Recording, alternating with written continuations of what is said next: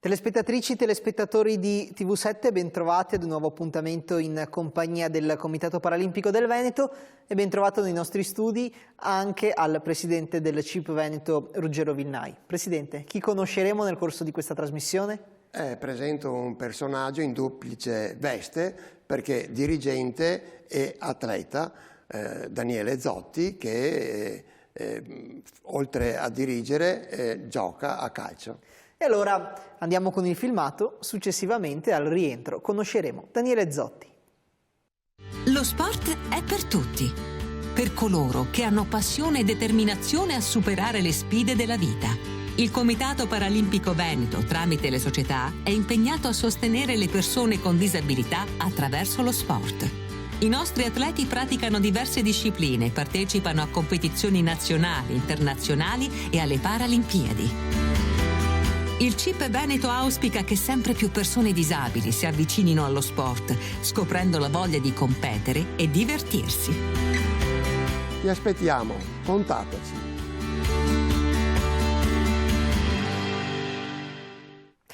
E benvenuto nei nostri studi a Daniele Zotti, dirigente della SD Calcio Veneto. Buonasera, grazie per averci raggiunto. Buonasera a voi. Ci racconta come si è avvicinato al mondo dello sport paralimpico? Mi sono avvicinato, ho avuto un incidente all'età di 17 anni dove ho perso un terzo del braccio lavorando in un'azienda, poi ho iniziato a fare prima atletica, con la famosa Aspea Padova, e poi nuoto, poi ho iniziato a fare il dirigente, prima come presidente della Aspea Padova e poi con un gruppo di amici ci hanno proposto di creare un'associazione di calcio per disabili e nel 2014 insieme a un gruppo di ragazzi, di amici con pochissimi atleti siamo riusciti a fondare questa associazione che adesso insomma sta andando molto bene. Fate calcio sia a 5 che a 7, come funziona nel mondo paralimpico? Nel mondo paralimpico esiste il calcio a 5 e il calcio a 7. La disciplina paralimpica è il mondo della cerebrolesione, che è calcio a 7, che esiste un campionato mondiale e esiste anche i campionati europei. E il movimento sta crescendo anche nel nostro paese perché il calcio in Italia è uno sport estremamente popolare, però sul fronte paralimpico la situazione com'è? Ci stiamo muovendo piano piano, a parte la cerebrolesione adesso esiste anche un altro mondo che è delle federazioni di gioco calcio che sta cercando di entrare nel mondo paralimpico. Non è ancora ben riconosciuto ma attualmente stiamo partecipando anche a dei campionati FIGC come DCP, si chiama DCPS, è un dipartimento sperimentale sempre della federazione di gioco calcio. Ecco, voi su quanti atleti tesserati insomma potete contare? Noi adesso finalmente, voglio dire, dopo tanti anni siamo riusciti ad avere quasi una sessantina di atleti con diversi tipi di disabilità, dall'handicap fisico, handicap mentale o intellettivo e relazionale, diciamo. Anche i ragazzi autistici che prima erano un po' esclusi da questo mondo e grazie anche alla collaborazione con gli ospedali o con le varie strutture dove accolgono questi ragazzi ce li coinvolgono verso di noi. Com'è il rapporto con il tessuto economico, sociale, imprenditoriale del nostro territorio? Riuscite ad avere qualche finanziamento, qualche aiuto? I nostri finanziamenti sono più che altro bandi pubblici e qualche piccola sponsorizzazione. Facciamo ancora fatica a entrare diciamo, nelle aziende nonostante che qualcuna ci dà qualche sponsorizzazione. Però ancora facciamo molta fatica ancora. Però speriamo bene, siamo fiduciosi.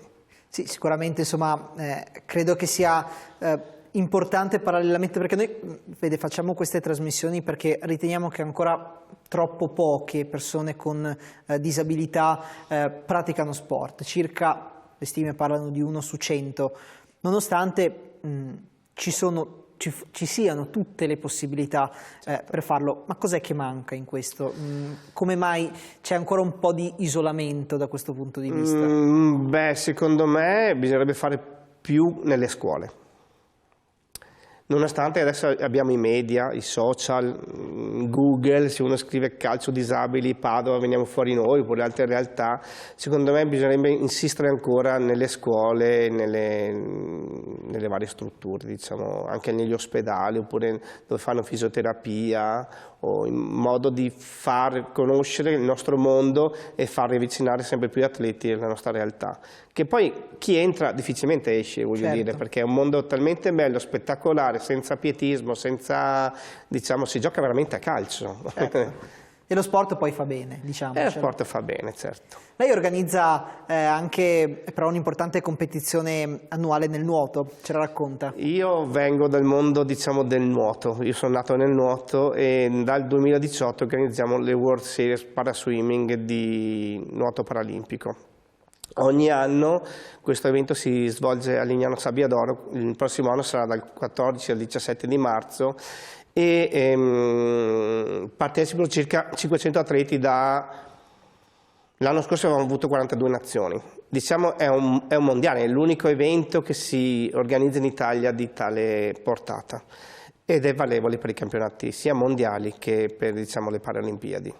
E dietro c'è tutto un processo organizzativo che immagino sia molto complesso e vi porta via parecchio tempo. Molti. Diciamo, noi finiamo, diciamo, il 20 di marzo e già cominciamo per l'anno dopo, perché è un'organizzazione molto complessa. Dietro c'è la federazione, c'è l'IPC, l'International Paralympic Committee, però è più tanto lavoro dei miei collaboratori, di tutti i ragazzi volontari che un gran bene ci vogliono. E ho la fortuna che quando organizziamo questi eventi abbiamo tanti volontari che ci vengono a dare una mano, perché io potrei fare la parte burocratica per un periodo, però dopo ci vuole la manovalanza e ci vuole chi lavora, insomma, del settore.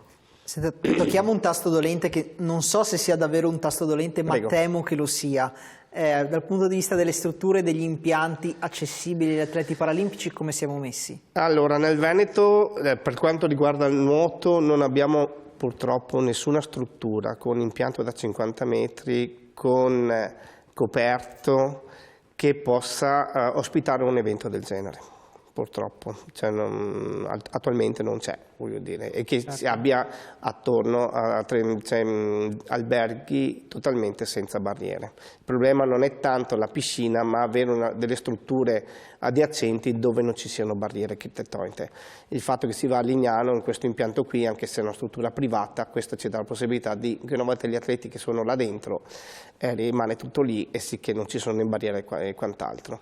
Però, insomma, per il resto non ce la passiamo molto bene, da quanto mi sembra di aver capito, insomma. No, purtroppo, anche si sta facendo molto anche nel Veneto, dico la verità, perché le possibilità per andarsi a allenare nelle varie strutture, nelle varie piscine ci sono. Il problema è quando si pensa a organizzare eventi internazionali. Con molte persone. Perché ci sono delle regole diverse, l'IPC vuole regolamenti e diciamo impianti diversi e strutture che abbia non solo la piscina da 50 ma la piscina da 25 adiacente per il riscaldamento. Certo. È tutta una cosa complessa che attualmente qua nel Veneto non c'è.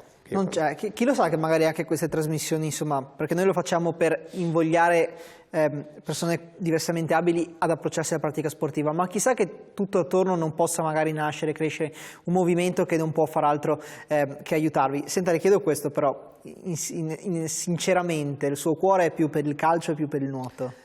Beh, io sono nato con il nuoto, dico la verità.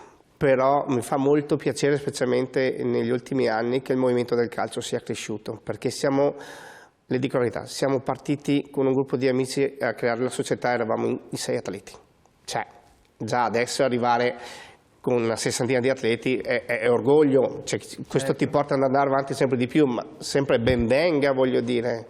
Poi c'è anche un'importante collaborazione, va detto, insomma, da parte delle società professionistiche che adesso devono destinare, insomma, tutta una parte delle loro attività anche ad atleti disabili. Sì, difatti noi, oltre che con la FISPES che partecipavamo, diciamo, ai vari campionati, voglio dire, da qualche anno le società sportive professionistiche tipo Juve, Milan, Padova, in questo caso il Padova, deve avere la collaborazione con una società sportiva di calcio disabili. Noi che partecipiamo al campionato di CPS della FIGC Partecipiamo negli ex campi dell'ex Chievo Verona del Bottagisio come Calcio Padova. Noi, anche se siamo Calcio Veneto, quando partecipiamo a questi tornei, che poi sono tornei divisi in vari settori, nord, centro, sud, poi le finali andranno fatte a Coverciano.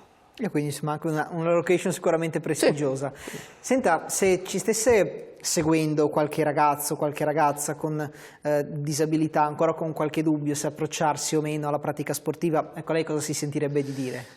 Che vada nel nostro sito calciovenetofd.it, là trova tutte le informazioni, ma anche solo per parlare, voglio dire, come hanno fatto tanti. Noi quest'anno abbiamo fatto diversi progetti, tipo con la linea 11, siamo andati nei campi, nelle scuole, a promozione del calcio, e questo ne trae vantaggio perché molti atleti stanno venendo da noi. Andate lì, guardate i nostri video, guardate sui numeri telefonici, le email, scriveteci e noi poi vi contattiamo. Grazie allora per essere stato con noi a Daniele Zotti, dirigente dell'SD Calciovento. Grazie davvero. Grazie a voi, e grazie soprattutto per quello che fate. Grazie anche a tutti i nostri telespettatori e a tutte le nostre telespettatrici. Siamo giunti al termine di questo nostro viaggio all'interno del mondo paralimpico. Speriamo innanzitutto di avervelo fatto conoscere un po' meglio, ma soprattutto speriamo di essere riusciti a farvi capire l'importanza dello sport, non solo dal punto di vista fisico, ma anche dal punto di vista psicologico e sociale. E speriamo ancora di più di avervi fatto capire quanto veramente lo sport oggi sia alla portata di tutti. Allora approfittatene, contattate eventualmente il Comitato Paralimpico del Veneto o una delle tante società e siamo sicuri che ci sarà davvero spazio e posto per tutti. Grazie ancora e arrivederci.